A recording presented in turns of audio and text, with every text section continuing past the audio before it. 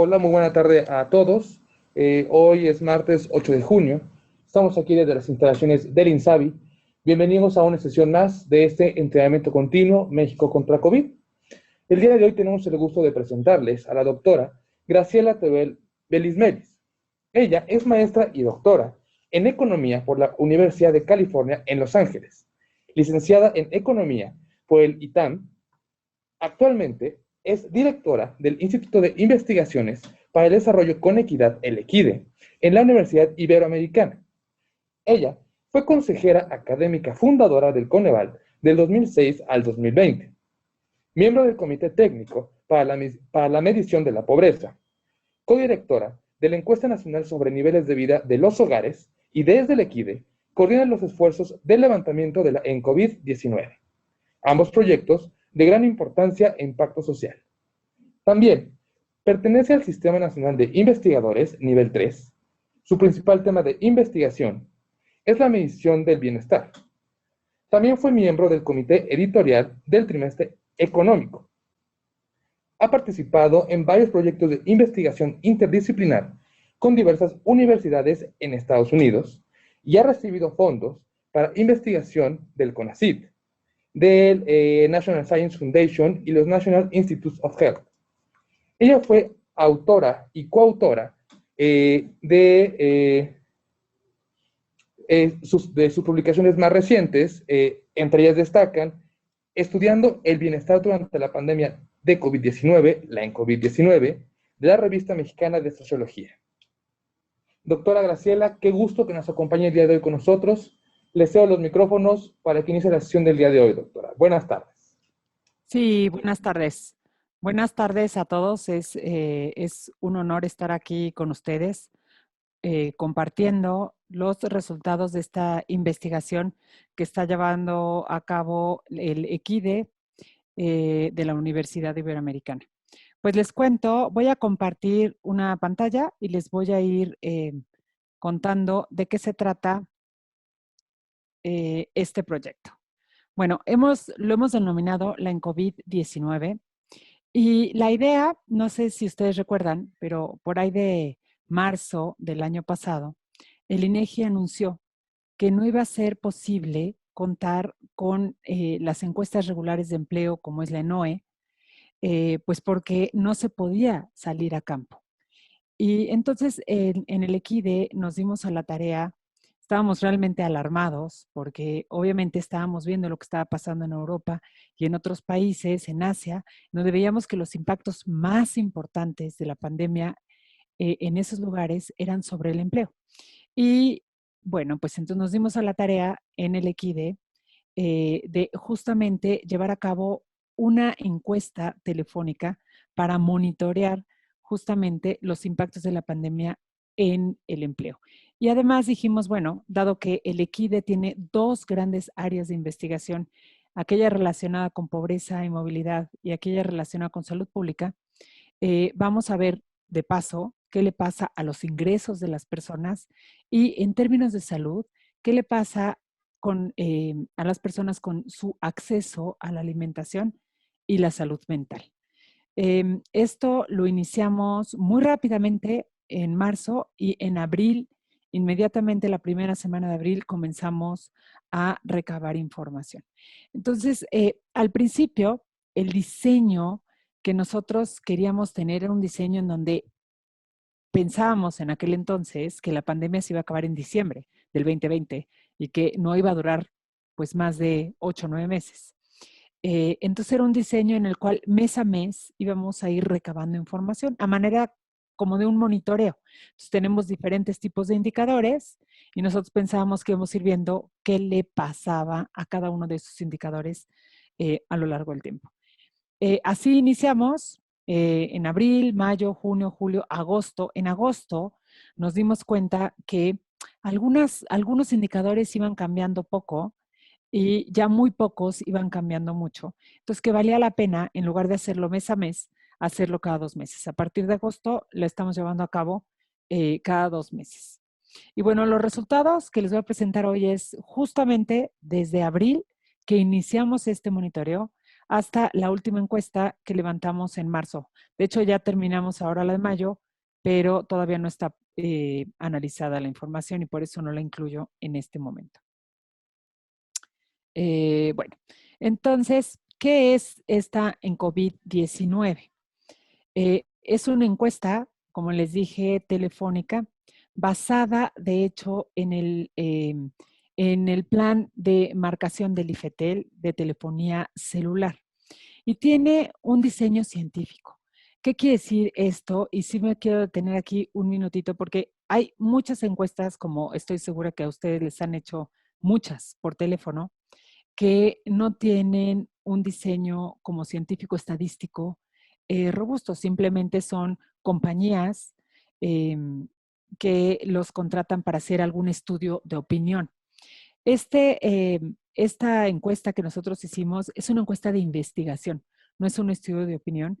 Y la idea es que queríamos recabar información en estos 4 temas, que es empleo, ingresos, salud mental y alimentación. Y a lo largo de los meses, la verdad es que fuimos incluyendo otro tipo de temas que nos parecían interesantes, como por ejemplo, qué pasó con la educación de los niños, qué pasó con algunas otras cuestiones de gasto en salud que hoy les vengo a presentar por primera vez y algunos otros temas relacionados, por ejemplo, con el bienestar subjetivo, ¿no? Entonces aquí les vamos a estar presentando justamente 11 meses de historia desde que inició la pandemia. Voy a empezar por la parte, dado que estamos en el INSABI, voy a presentar primero todos los resultados relacionados a salud y las experiencias que han tenido nuestra población. Aquí cabe mucho la pena, y sí quiero ser enfático, todos los resultados que les voy a dar son representativos a nivel nacional. Estos resultados que son dramáticos en algunos casos, que ustedes van a ir viendo, son representativos a nivel nacional. Tenemos la suficiente muestra como para poder hablar de resultados a nivel México país. ¿Ok? Entonces, vamos a empezar con todo lo que tiene que ver con experiencias del COVID-19. Entonces, aquí al mes de marzo de este año, en 26% de los hogares, al menos un integrante ya había presentado síntomas de SARS-CoV-2. 7 de cada 10 de estos individuos, 7 de cada 10, se realizaron una prueba, obteniendo un resultado positivo en el 95% de los casos. Esto lo que nos dice básicamente es que en México, ya cuando se hacen las pruebas es porque la probabilidad de que se trate de un enfermo del COVID-19 pues es muy alto, ¿no? De las personas que presentaron síntomas, de este 26%, que es básicamente 1 de cada 4 hogares en México, 15% requirieron hospitalización y 87 se recuperaron. 4 seguían enfermas al momento de la entrevista y 9 habían fallecido, según lo reportado por los informantes. Aquí lo que tenemos, si ven, son 2 gráficas. En la gráfica del lado izquierdo, es la que tiene como color más naranjita, la del lado derecho es la que tiene color azul. La del lado izquierdo es el porcentaje de hogares que reportaron 1 o más integrantes con síntomas de COVID. Entonces, fíjense, por ejemplo, cuando nosotros iniciamos este monitoreo, fue pues prácticamente en abril del año pasado, habían muy pocos casos de COVID. Iniciaba la pandemia, de hecho, en México. Ahí tenemos en mayo, por ejemplo, había solo 3% de los hogares que reportaban alguno más integrante con estos síntomas. En junio aumentó a 4%, julio a 8%, agosto a 10% y así sucesivamente fue aumentando a lo largo del tiempo hasta llegar a marzo en donde tenemos 26%. Entonces, primera conclusión de esto es que pues obviamente ha sido una enfermedad que ha ido creciendo a lo largo del tiempo hasta llegar a proporciones muy grandes en este 2021. Del lado derecho, en colorcito azul, tenemos esta gráfica que marca el porcentaje de hogares en que al integrante con síntomas más severos le fue realizada esta prueba. Y entonces, esto también, o sea, cuando se hacían pruebas, pues cuando ya era inminente que la gente estaba enferma y empezamos con 8% en mayo y ahora en marzo estamos llegando a casi 70%. Vamos a ver, ¿qué pasó con otros padecimientos, no? Esta idea de que durante el 2020, pues realmente los hospitales, los doctores se abocaron a atender todos los temas del COVID, incluso muchos hospitales se reacondicionaron para dar servicio y atención específicamente para atender este padecimiento. Y la pregunta es, ¿qué pasó con otros padecimientos? En octubre del año pasado, 2020, 12% de los hogares reportaron que alguien en el hogar había dejado de recibir atención médica por una enfermedad distinta al COVID, específicamente por enfermedades crónicas, tipo cáncer, tipo hipertensión, tipo enfermedades cardiovasculares. 12% de los hogares, casi 1 de cada 10 de enfermos de estas condiciones, dejaron de recibir su atención médica. En diciembre, este porcentaje se mantuvo alrededor del mismo nivel, más o menos 10%, 1 de cada 10. Y entre las razones que mencionaron para dejar de proporcionar este servicio, para no haber recibido este servicio, es que 40% les dejaron de proporcionar el servicio, simplemente iban al hospital o iban a la clínica y ya no les otorgaban el servicio. 4 de cada 10. Miedo a contagiar, al contagio y que por eso no acudieron a recibir este servicio, 34%. Y reprogramación del servicio o que no había médicos que los atendieran, el 13%.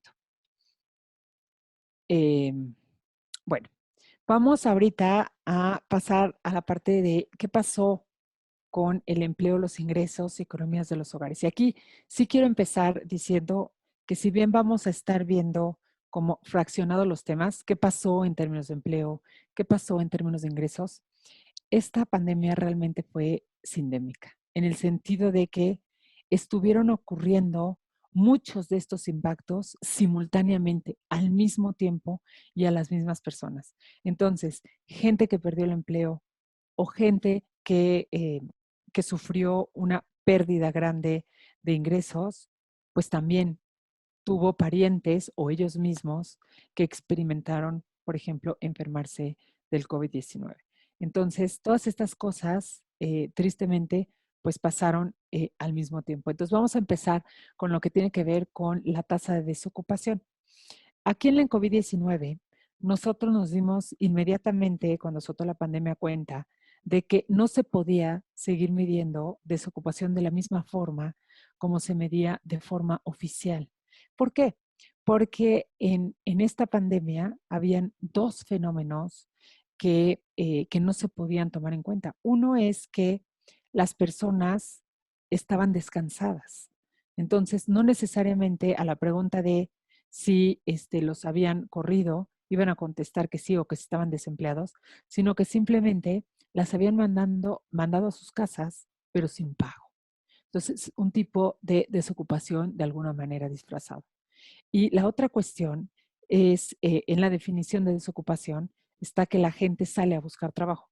Pues durante la pandemia, por definición, la gente no podía salir a buscar trabajo. Entonces, nosotros en una definición mucho más amplia de la definición oficial de desocupación, estamos midiendo, incorporando estos otros dos fenómenos para medir realmente cuánta gente estaba desocupada, ¿no? Del lado izquierdo, en el panel izquierdo, ustedes ven, estas son las tasas oficiales que publica el INEGI y teníamos tasas en marzo de 2.9% de personas desocupadas, en abril 4.7% y así fue subiendo paulatinamente hasta llegar a agosto con 5.2% de la población en desocupación. Nosotros, sin embargo, en el panel del lado derecho, vemos que tenemos literal datos muy distintos, más del doble de esas tasas, sobre todo al principio. En abril, en lugar de tener tasas de 4.7, tenemos tasas de 10.9% de desocupación. En mayo fue la tasa más alta que alcanzamos en 15.5% de desocupación Y luego, fíjense bien lo que fue pasando a lo largo del tiempo. Se fue recuperando, fue mejorando la desocupación. La gente poco a poco a lo largo de la pandemia fue recuperando su empleo. 10.6, 8.8, 7.9, 6.6, sube ligeramente en diciembre, como siempre sube a 7.1, pero para marzo de este año no baja, sino que sube incluso ligeramente un poco, a 7.3. ¿Y qué quiere decir estas tasas de 7%, 15%? Por ejemplo, en el punto más álgido de 15.5% de desocupación, eso equivalía a 8.6 millones de personas desocupadas. Entonces, ¿qué estamos diciendo? Que para diciembre, por ejemplo, que teníamos 7.1, había más de 4 millones de personas todavía sin empleo. Entonces, de este tamaño fue la crisis y de este tamaño ha sido la falta de recuperación rápida. Si bien estamos viendo que estamos recuperando los empleos, vamos a ver que no se han recuperado el mismo tipo de empleos, ni siquiera con los mismos ingresos. Entonces vamos, por ejemplo, ahora a esta tasa de desocupación, pero por sector de actividad. Aquí tenemos esta tasa que habíamos visto antes, el 15.5 que es en mayo y cómo va cambiando a lo largo del tiempo hasta marzo, pero luego dividido en los paneles de en medio y en el de la derecha entre qué pasó con el sector formal y qué pasó con el sector informal de la economía. Los informales, de hecho, perdón, los formales, el sector formal de la economía, sufrió también altas tasas, sobre todo en mayo, 11.3% contra 15.5% que era el promedio nacional, pero fíjense qué le pasa al sector informal.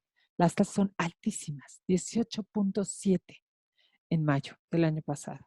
Si ustedes se fijan, se recuperó muy rápidamente en ambos, tanto en el sector formal como el informal, y acaba más o menos en diciembre y marzo de este año en 6.6, 6.2 para los formales y 7.6, 8.1 ligeramente más altos para los informales.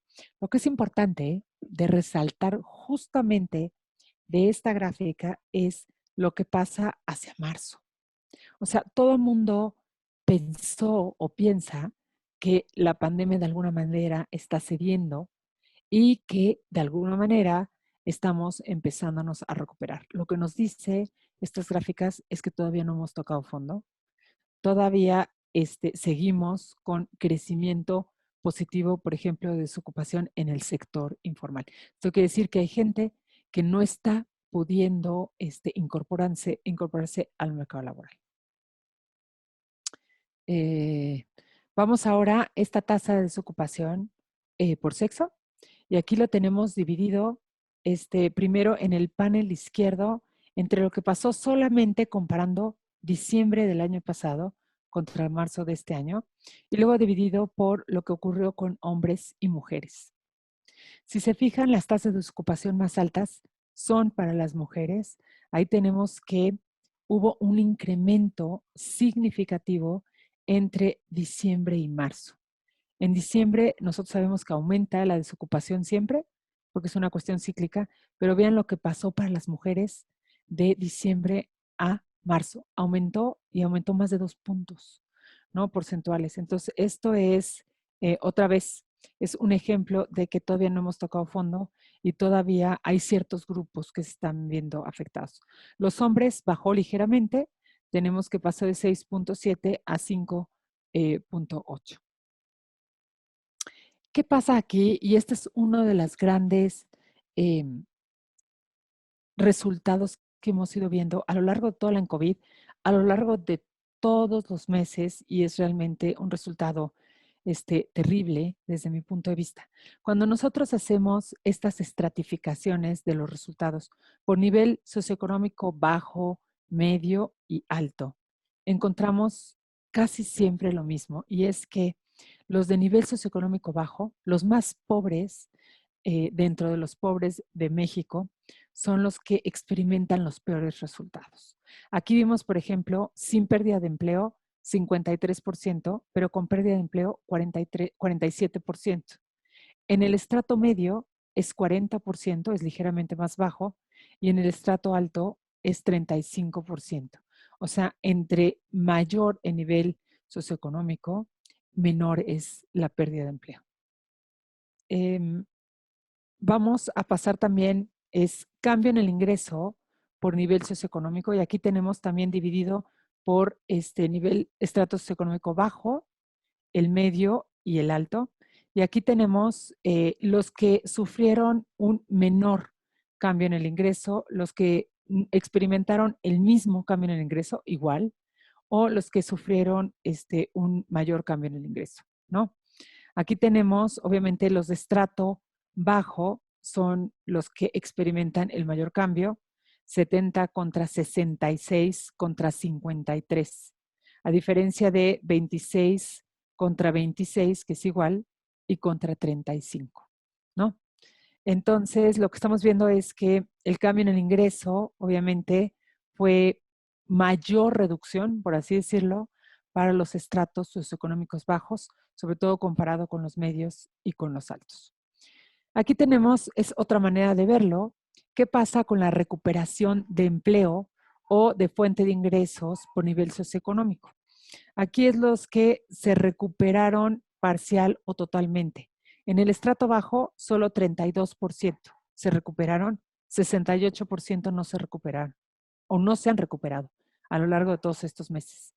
En el estrato medio tenemos que 38% se han recuperado parcialmente o totalmente, mientras que 62% no.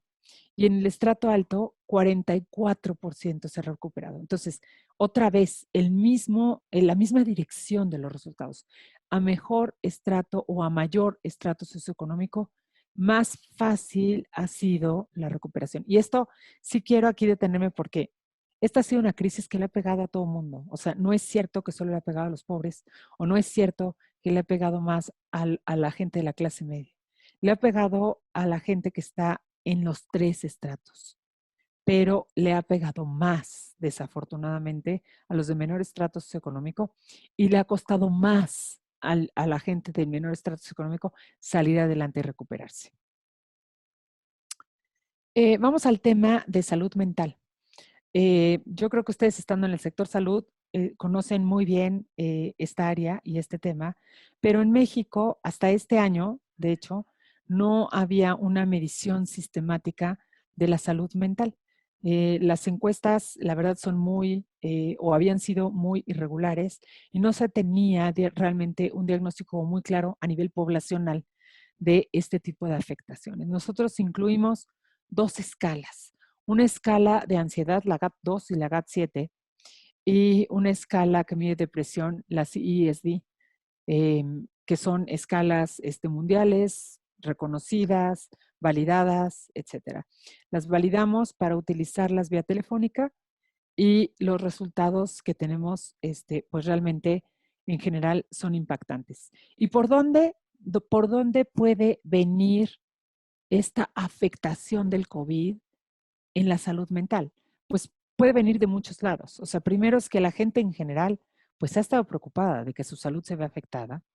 La gente está preocupada de que si se llega a enfermar, va a poder o no ingresar a un hospital en caso de que lo requiera, de si va a tener o no los medios necesarios para hacerle frente a los gastos de esta enfermedad.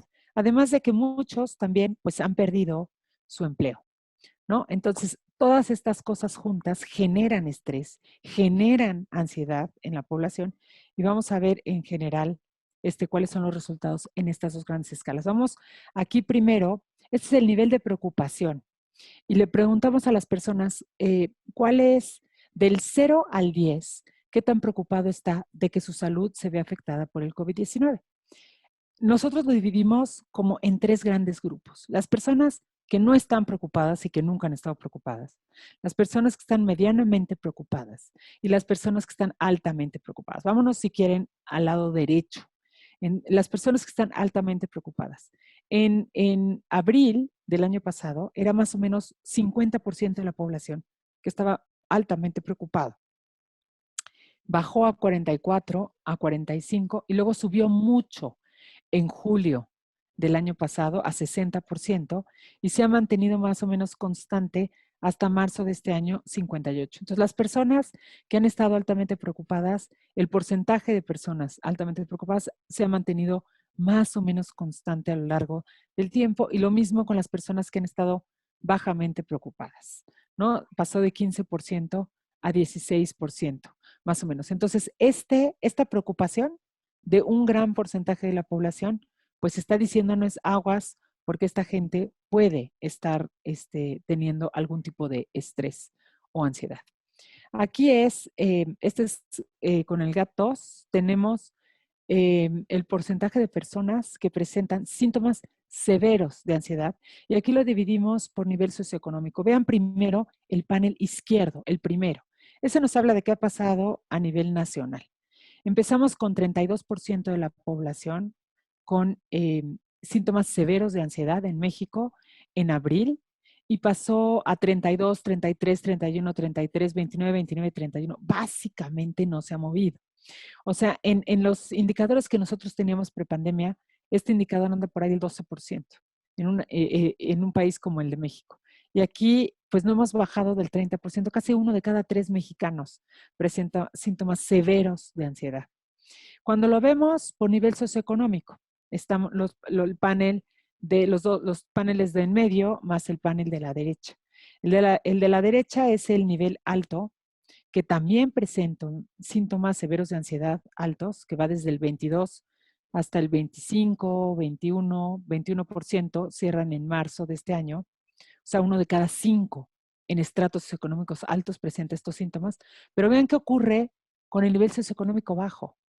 Ahí tenemos prevalencias de 40% en abril, y se van moviendo 39, 38, 35, y en marzo otra vez vuelven a subir a 40%.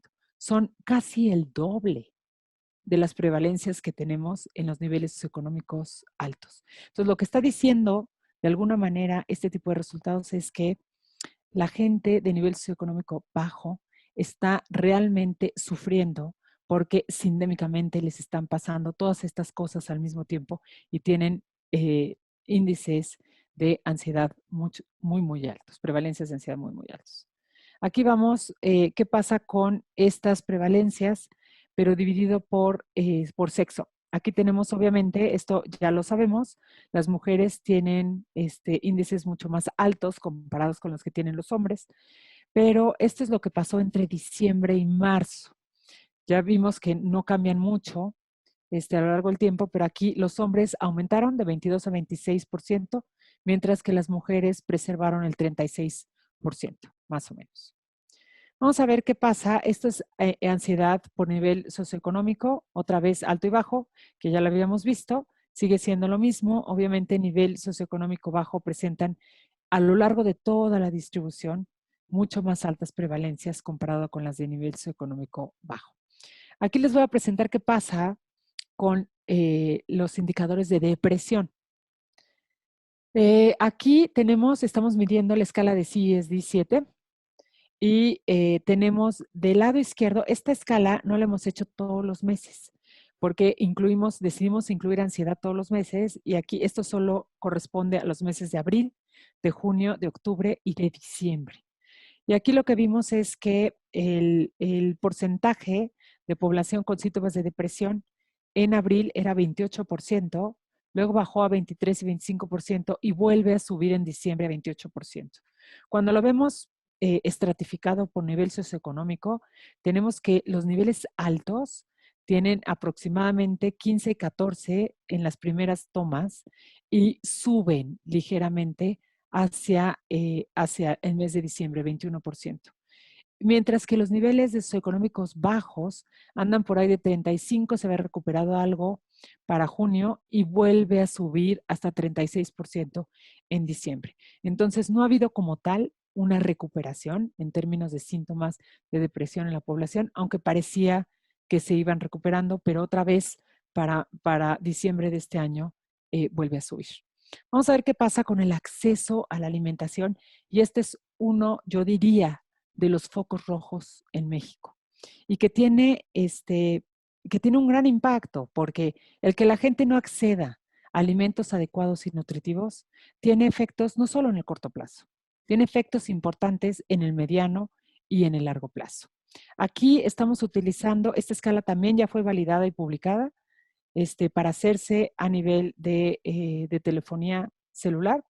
Y aquí lo que estamos viendo es cuáles eran los niveles de seguridad alimentaria en la INSANUT. Estos son los niveles oficiales que teníamos en 2018. 45% de la población accedía a la seguridad alimentaria. Tenía una adecuada alimentación, un acceso adecuado a la alimentación. ¿Qué pasa en abril del 2020, nuestra primera medición? Baja a 39%, en mayo a 31%, en junio 29%, en julio 24%, casi la mitad de donde habíamos empezado.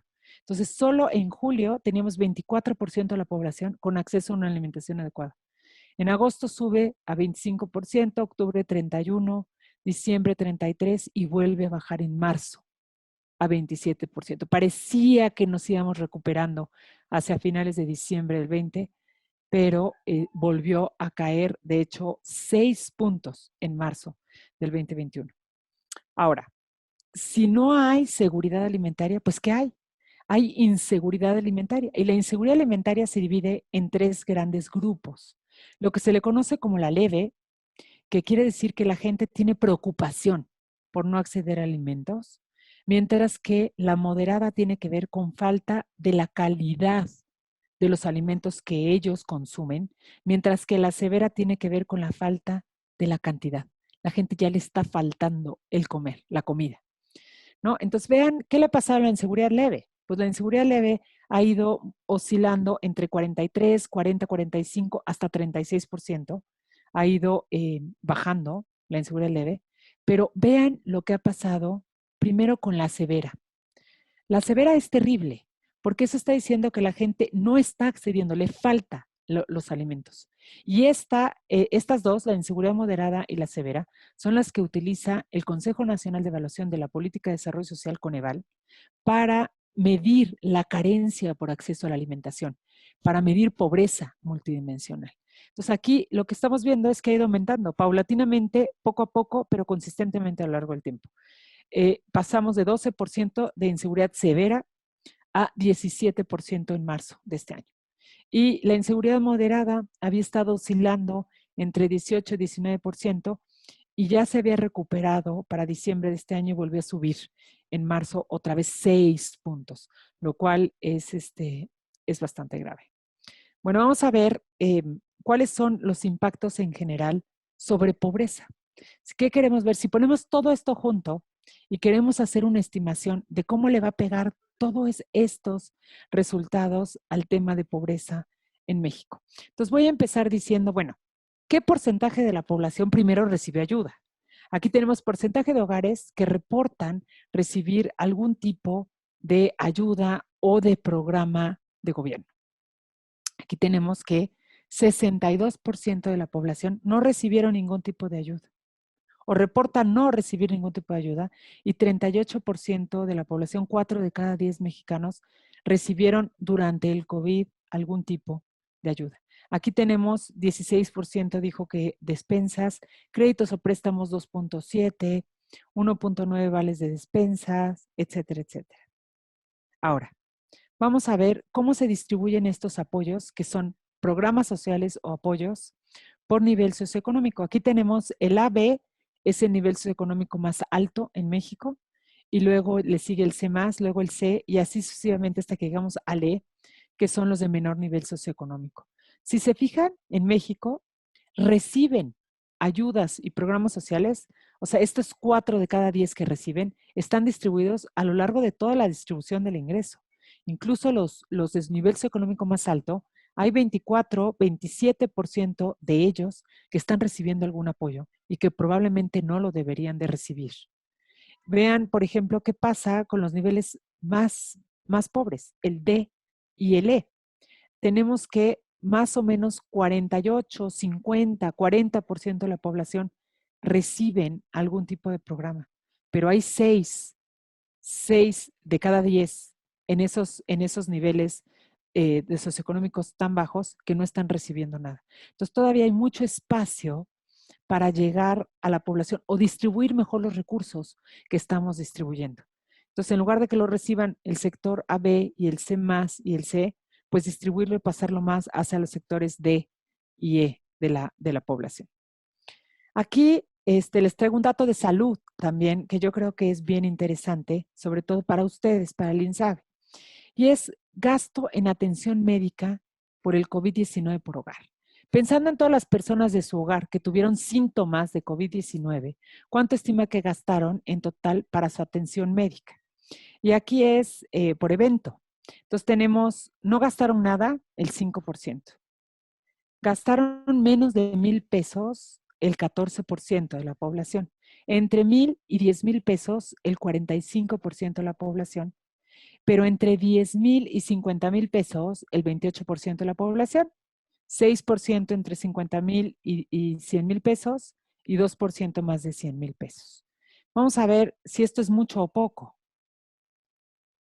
Aquí lo tenemos, gasto en atención médica como porcentaje del ingreso anual de estos hogares. Si yo sumo todo el ingreso que tengo en un año, ¿cuánto gasté en atención del COVID como porcentaje de este ingreso anual?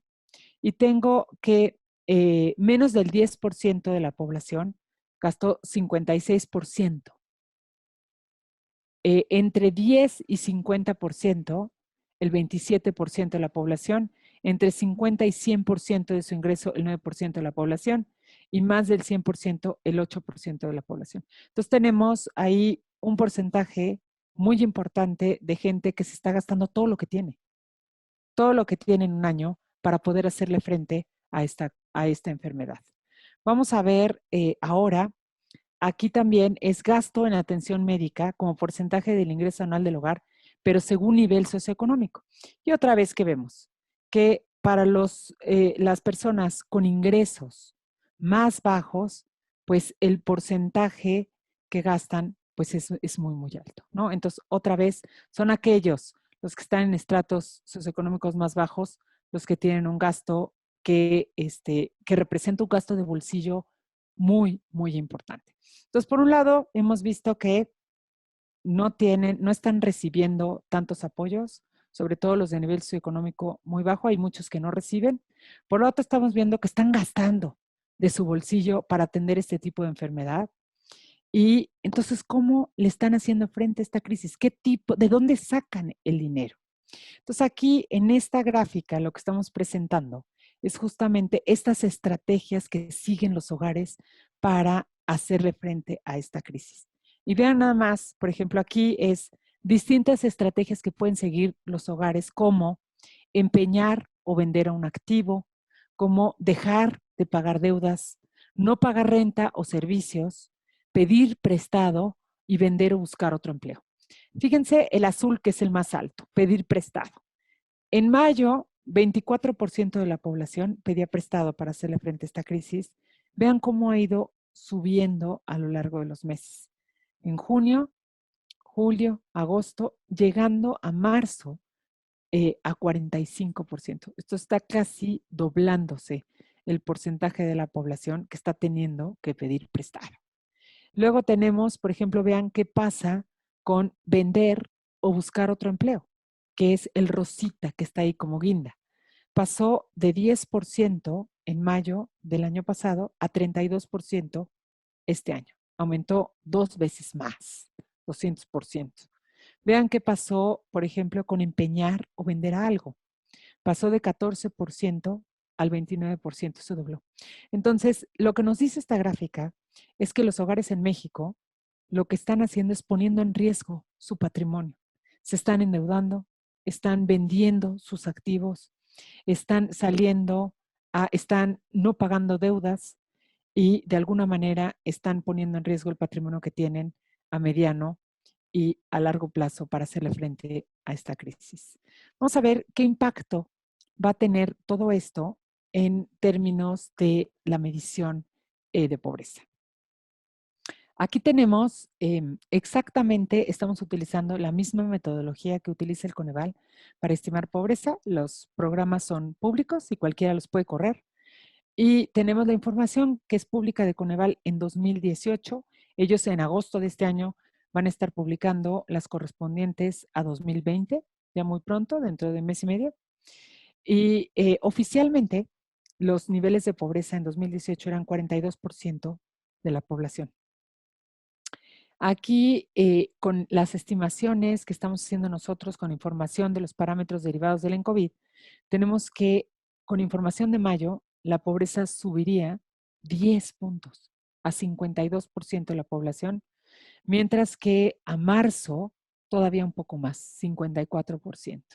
Entonces, primer resultado de aquí, no hemos tocado fondo todavía y los impactos en pobreza van a ser grandes. Para que dimensionen cuántos son 10 puntos porcentuales en pobreza, nos tardamos aproximadamente 12 años en México para bajar 10 puntos porcentuales de pobreza.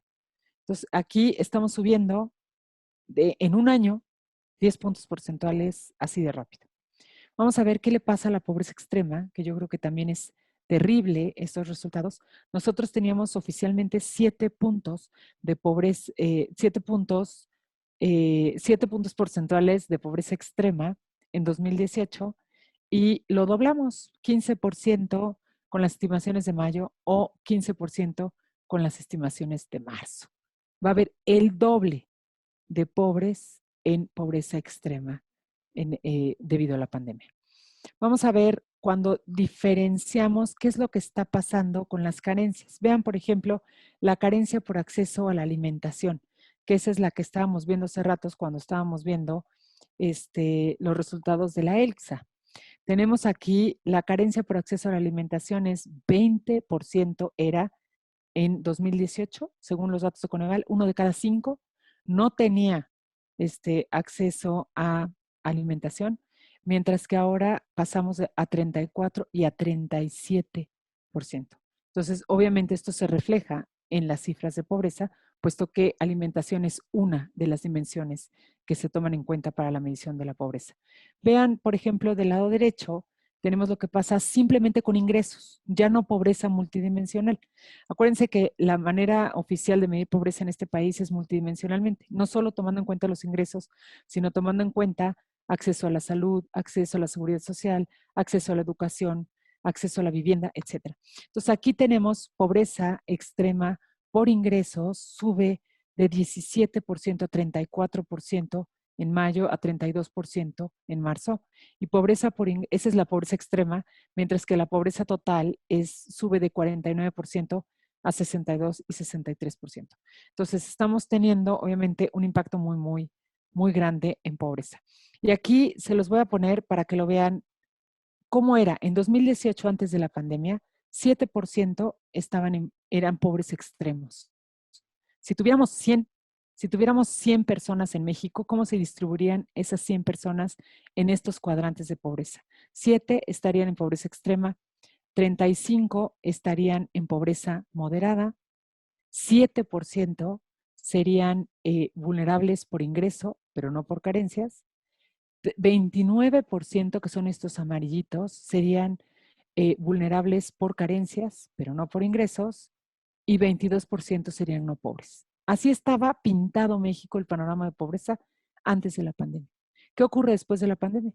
Pues que ahora tenemos que muchas personas que estaban en los rojitos se van a pobreza extrema. Muchos de los que estaban aquí arriba, amarillitos, que eran vulnerables por carencias, se pasan a ser ahora pobres.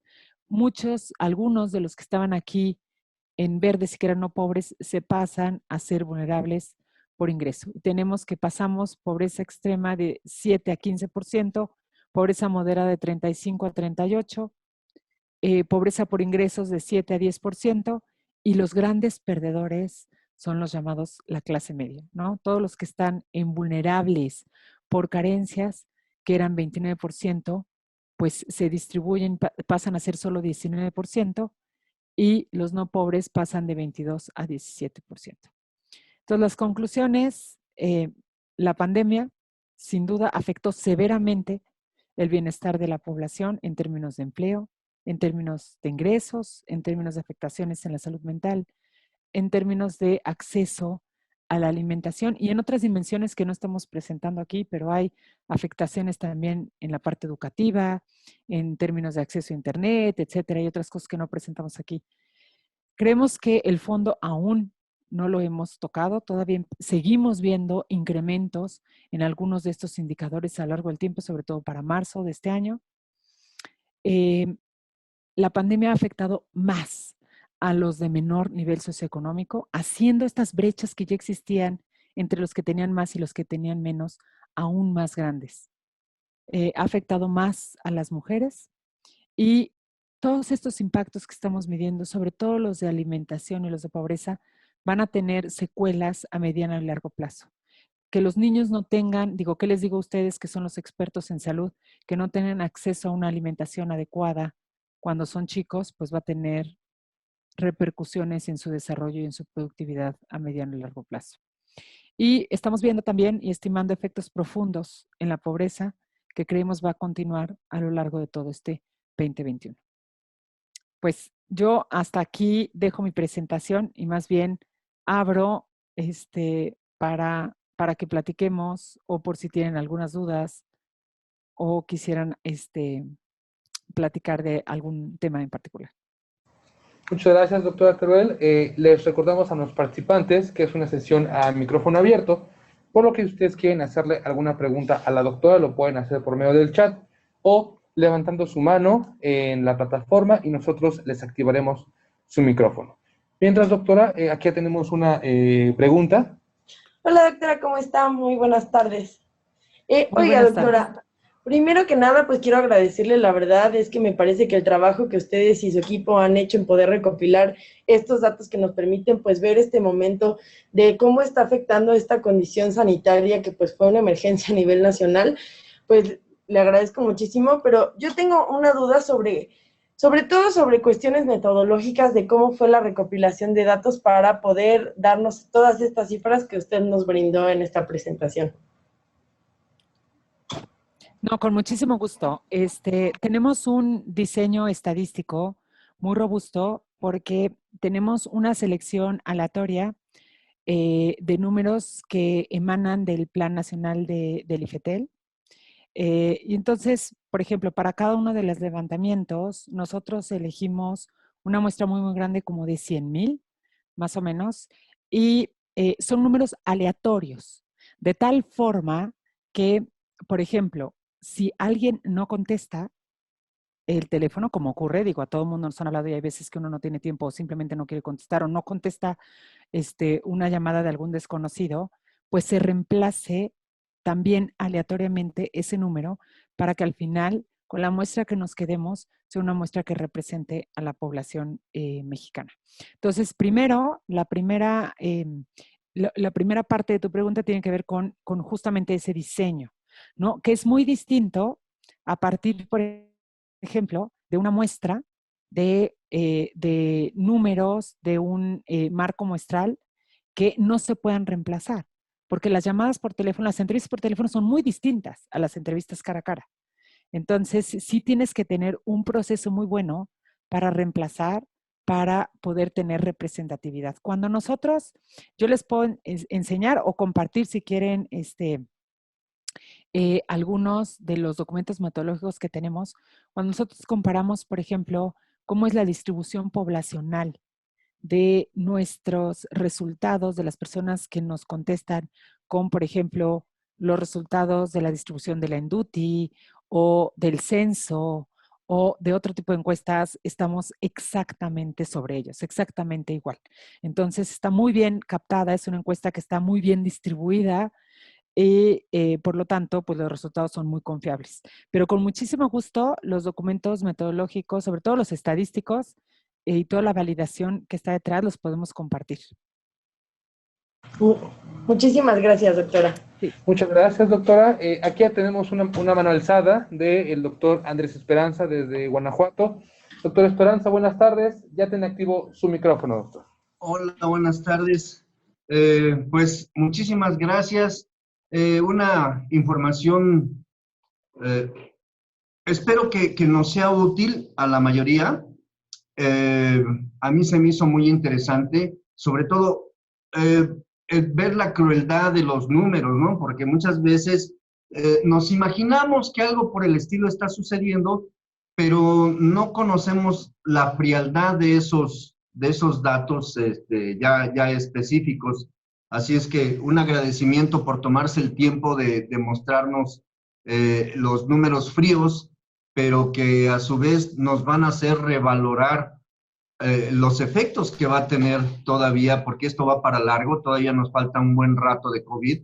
Entonces, pues necesitamos aterrizar esos números, tanto para uno mismo y ver la repercusión que va a tener para con nosotros, ¿no?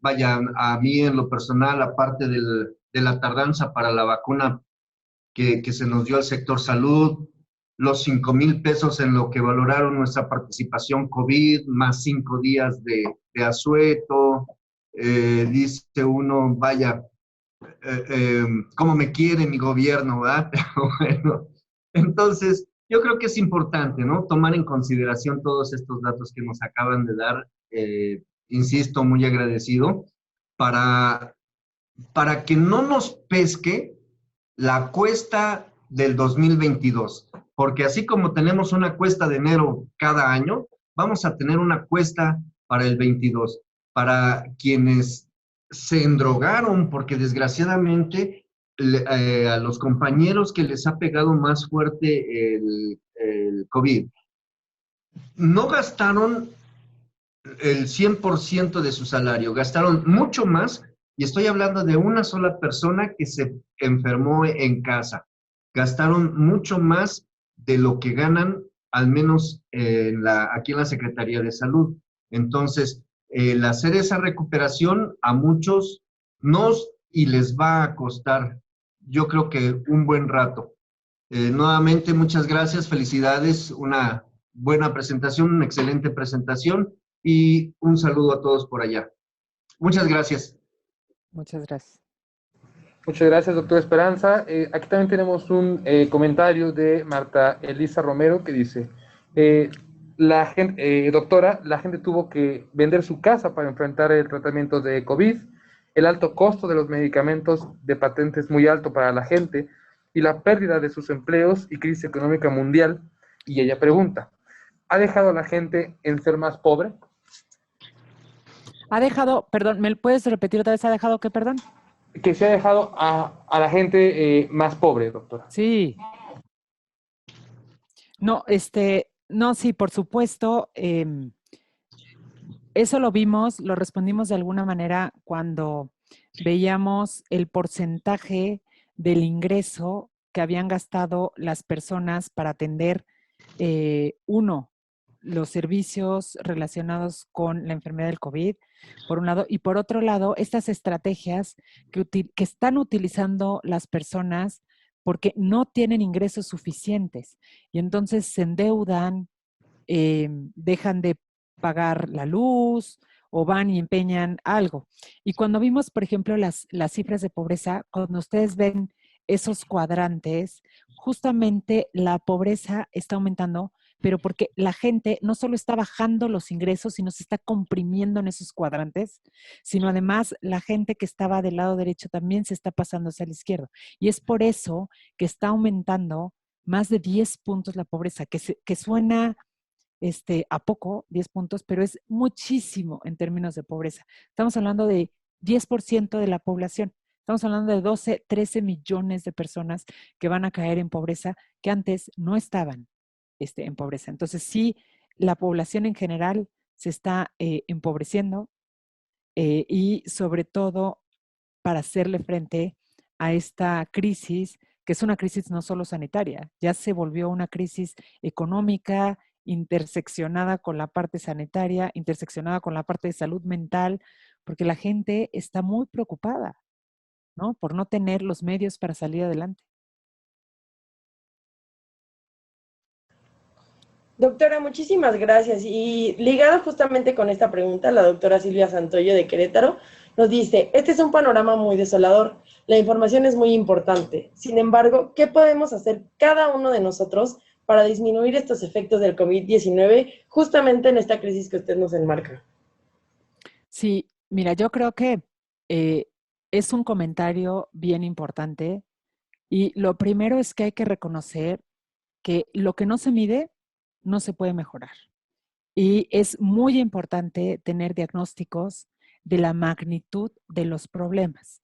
O sea, nosotros empezamos a hacer esto justo para ir viendo qué pasaba con estos indicadores a lo largo del tiempo. Creo que son muchos problemas simultáneos a la vez. Por ejemplo, si pensamos en términos de salud mental, creo que es muy importante que el sector salud empiece a ofrecer servicios para ayudar a la gente que está teniendo este tipo de problemas. En otros países, por ejemplo, la tasa de suicidios ha aumentado.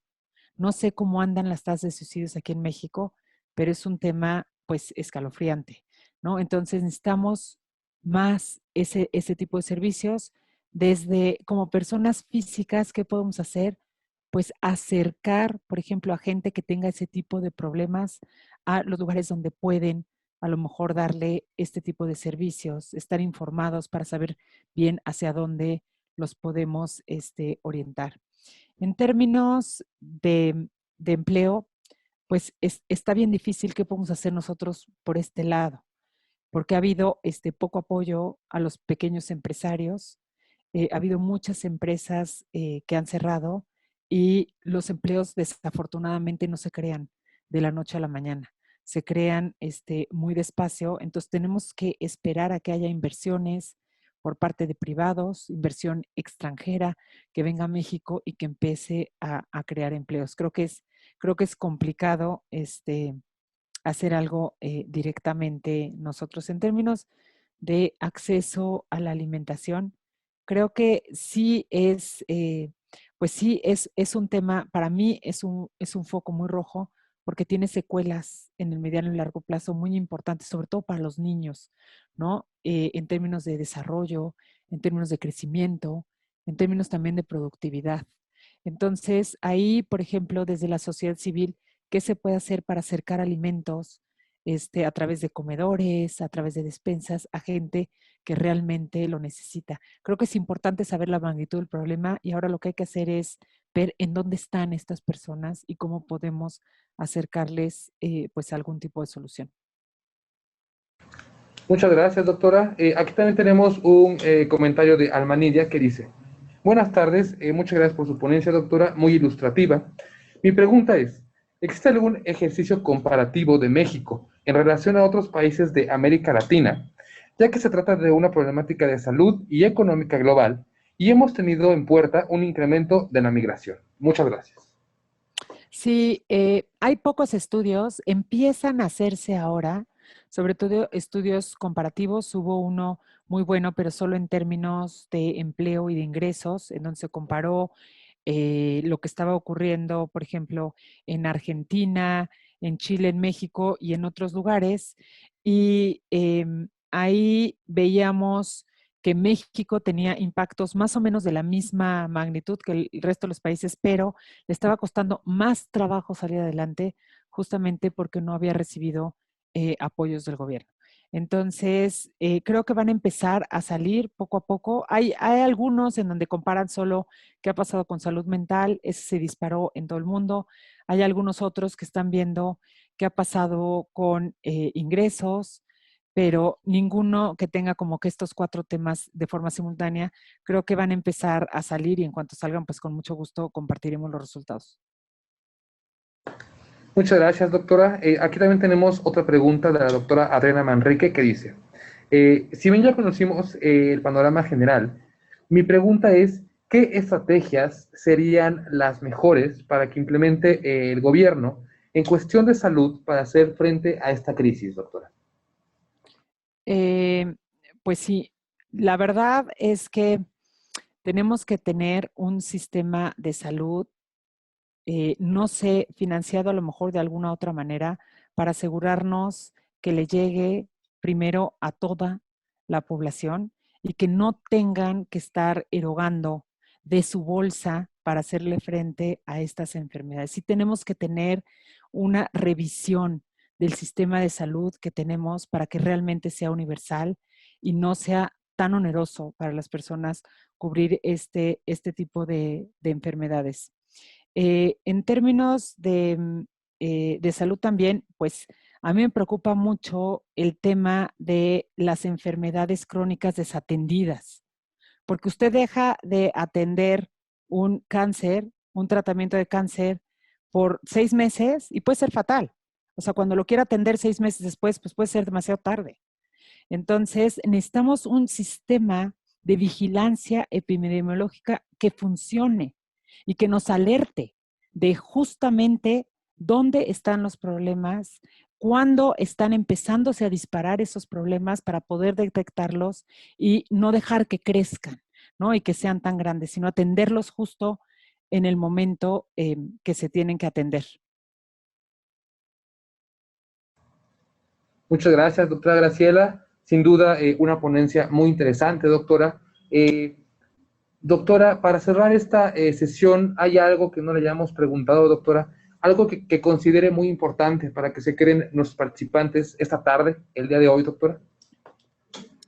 Pues yo en términos, por ejemplo, de el personal de salud, me quedé realmente pues muy preocupada, consternada durante la pandemia por el tema de que trabajaban, por ejemplo, muchas horas. Además estaban algunos desprotegidos, no tenían los insumos necesarios. Yo creo que sería muy bueno hacer una revisión de qué condiciones tendríamos que generar en el sector salud en México para que las enfermeras, los médicos, los pasantes pudieran tener mejores condiciones cuando venga una próxima pandemia. Creo yo que estuvieron a la altura, trabajando muy arduamente, poniendo su pellejo, ¿no? Para poder justamente atender esta pandemia. Y siento yo que todos los mexicanos tenemos que apoyarlos ahora y estar también a la altura y ver qué condiciones tenemos que cambiar en el sector salud para que no vuelvan a experimentar este tipo de situaciones. Muchas gracias, doctora. Sin duda, le agradecemos mucho por tomarse un poco de su tiempo, doctora, de su gran apretada agenda para compartir con los participantes.